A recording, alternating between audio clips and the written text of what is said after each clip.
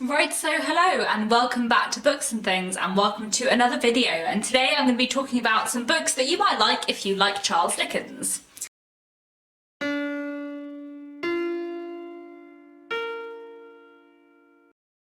So, I really enjoyed doing my If You Like Jane Austen, You'll Like video in Jane Austen July, so I thought I would do another one for Charles Dickens because I love Dickens a lot, and I like books that are a bit like Dickens. So I thought this might be a fun video to make. I have quite a lot of books to go through today. Some are classics, some are contemporary, some are like authors as a whole, and some are individual books. And all of these are basically just things I think you might enjoy reading if you enjoy Charles Dickens. So, let's start with some other Victorian writers, of course. So first I want to mention Elizabeth Gaskell. I'm holding up North and South here, but I would say in general, if you like Dickens, you'll probably enjoy Elizabeth Gaskell. She is a fantastic Victorian writer, one of my absolute favourites, probably my second favourite author of all time, tied with Jane Austen after Charles Dickens.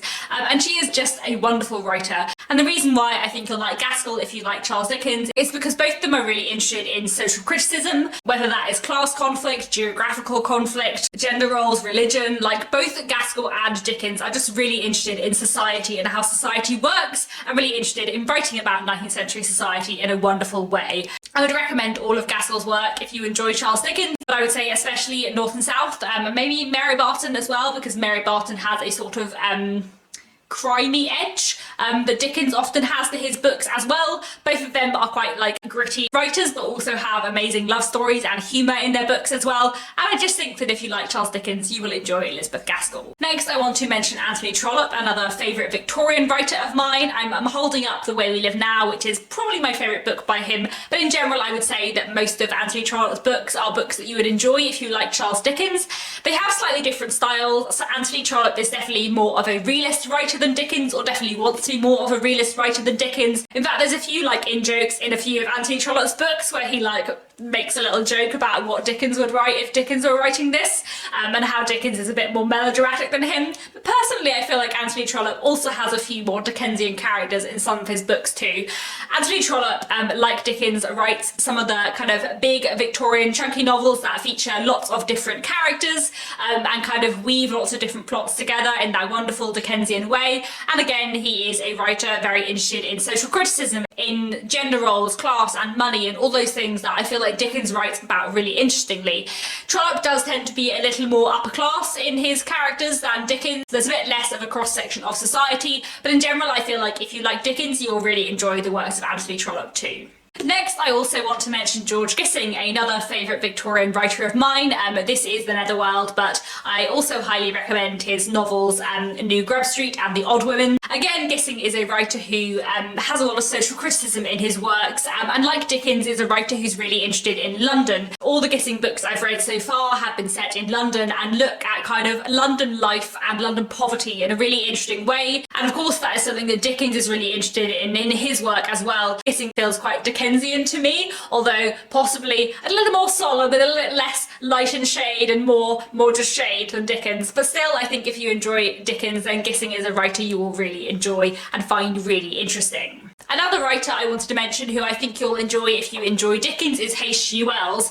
This may seem strange if you're thinking of H.G. Wells as a science fiction writer, but chiefly I'm recommending H.G. Wells' realist fiction. So H.G. Wells wrote a lot of science fiction, which he is mostly famous for, but he also wrote a lot of realist novels. The ones of those I've read are Love and Mr Lewisham, The History of Mr Polly and Kipps, all of which are pretty Dickensian. H.G. Wells in many ways was very inspired by Dickens, but I think kind of wanted to write more realist fiction than Dickens. So for example, Kipps, which is a wonderful novel I'd highly recommend, is in some ways a more like realist version of Great Expectations. So it's about this young man who suddenly is, about to inherit lots of money that he wasn't expecting, and how he doesn't actually really feel comfortable in this new life. And I feel like Kipps is a really interesting kind of like a reimagining and reinterpretation of Great Expectations, and the way kind of H.G. Wells is sort of in conversation with Dickens is really fascinating. Again, he's possibly slightly less optimistic than Dickens in some ways, but I feel like his fiction is just very Dickensian in the themes it explores, and also I feel like H.G. Wells' interest in social mobility and social class is very similar to Dickens's as well, so another author I definitely recommend if you enjoy Dickens. Next, I also want to mention Anthony Powell. Anthony Powell is a mid-20th century writer who I really enjoy. I especially love his series A Dance to the Music of Time. This is the first book in that series, which spans from the 20s to the 70s and looks at kind of the life of one man and all of the people he meets along the way. I feel like Anthony Powell has a very similar sense of humour and quite a similar characterisation style to Dickens. He has a lot of kind of exaggerated, fascinating, memorable characters in that way Dickens does, and also in that way Dickens does a lot of characters who you meet early on and then show up many, many years later. In fact, the way that characters kind of crop up after several books reminds me of the way characters kind of work in David Copperfield and other books like that by Dickens, which span a long period of time where we meet a character at one point and then 10 years later they show up again, which is really fun and something I really enjoy in both Anthony Powell and Charles Dickens. Anthony Powell is very witty and has a good sense of the absurd and the kind of oddness of everyday life in that way Dickens does, and I feel like if you enjoy Dickens' sense of humour, you will enjoy Anthony Powell's as well. I sometimes think of Anthony Powell as a cross between Evelyn Waugh and Charles Dickens, so if you think that sounds like something you'd enjoy, I feel like you should definitely try A Dance to the Music of Time. I also want to recommend Midnight's Children by Salman Rushdie. This may feel like a slightly odd recommendation, but there's something about Rushdie's writing in Midnight's Children which feels very Dickensian to me, and maybe it's his use of language and his slightly absurdist use of language, but I remember studying Midnight's Children at university and it feeling for me very reminiscent of Charles Dickens.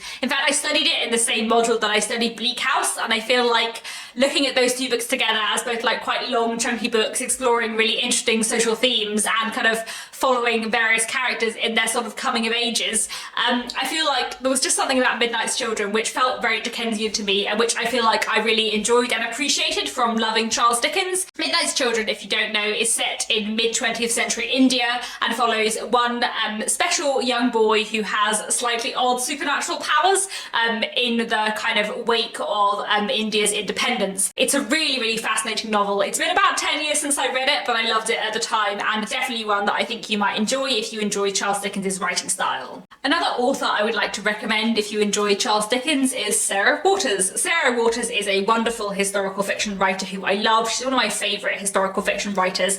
These are the three books I've read by her, Fingersmith, Affinity and Tipping the Velvet, and I feel like Sarah Waters is very Dickensian. I would say that Tipping the Velvet really reminds me in some ways of Great Expectations and David Copperfield in its sort of coming of age in the Victorian world way, although Tipping the Velvet probably also has some Oliver Twist vibes in it, and Fingersmith certainly has a lot of Oliver Twist vibes in it. And I feel like Sarah Waters blends that kind of social criticism, character-led story with those elements of crime and kind of something dark and dramatic going on underneath in that way Dickens does. I feel like Sarah Waters definitely has that in common with Dickens. These three at least are set in the Victorian period, though I know some of her other historical fiction is set in the 20th century, but these three feel very Dickensian to me, and I feel like if you enjoy Dickens's work but also are looking for a historical fiction with a bit of a modern twist, you might really enjoy the works of Sarah Waters. I also wanted to mention Natasha Pulley, who is another author I feel like you will enjoy if you enjoy Dickens.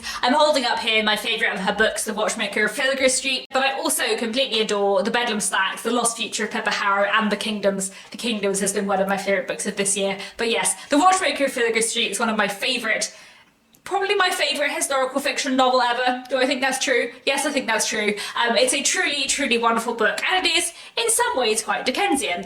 Like Sarah Waters, Natasha Pulley's books are set in the 19th century. The Watchmaker of Filigree Street is set in kind of late Victorian London and follows a young man called Thaniel and what happens when one day he finds a mysterious pocket watch on his bed with no explanation, and it leads into many complicated things. The thing about Natasha Pulley's writing, I would say, it reminds me most of Charles Dickens, is like her sense of fun. Like, I feel like her books are always really, really fun. She plays with words in a fun way. She plays with her characters and what's going on. Her books are kind of like a bit quirky and weird in some ways. She's obviously having fun with history and the time period in the way that Dickens has fun with his characters and his language. And I feel like that sense of fun and that balance of light and shade in Natasha Pulley's works, and the balance of kind of drama and character, feels really reminiscent of Dickens to me. So I feel like if you enjoy Dickens, you will probably enjoy Natasha Pulley too. A slightly different writer, but another one I wanted to mention was Jonathan Coe. I'm holding up here The Rain Before It Falls, although to be honest I feel like this is his least Dickensian book and I'm not sure why I picked this one off my shelves. But Jonathan Coe, I feel like, is a Dickensian writer in the way that he writes about kind of politics and society. In many ways, Jonathan Coe is a writer of social criticism, and especially in his books What a Carve Up and Number 11, I feel like he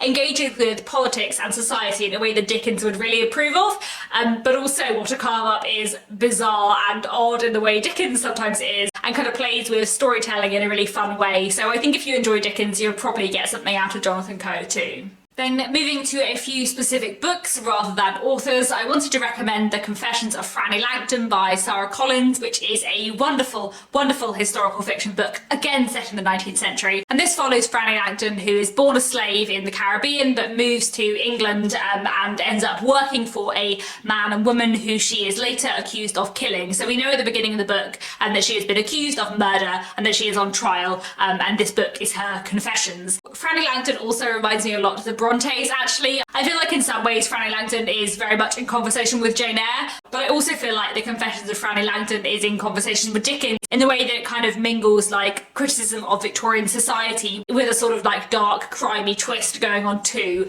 And I just feel like it's a book that if you enjoy the works of Charles Dickens, you will find really, really interesting. I also wanted to recommend Death and Mr Pickwick by Stephen Jarvis. This is of course the most directly Dickens related of the books on this list. Death and Mr Pickwick is a kind of book in conversation with the Pickwick Papers, so it's quite a long, hefty book. It's very Dickensian in its style. It's kind of meandering and tangential in the best way. It's one of those books that is really long but completely deserves its length, and it's just a fantastic, fantastic read and a real kind of love letter to Charles Dickens. So when Charles Dickens originally wrote the Pickwick Papers, the first few parts were illustrated by one illustrator, and this book kind of takes as its premise the idea that perhaps it was the illustrator, not Charles Dickens, who came up with the character of Mr Pickwick, and everything goes on from there in the most complicated, wonderful way. Highly recommended. If you enjoy Dickens's longer books, you will really, really love this one. Another long book that definitely deserves its weight is The Luminaries by Eleanor Catton.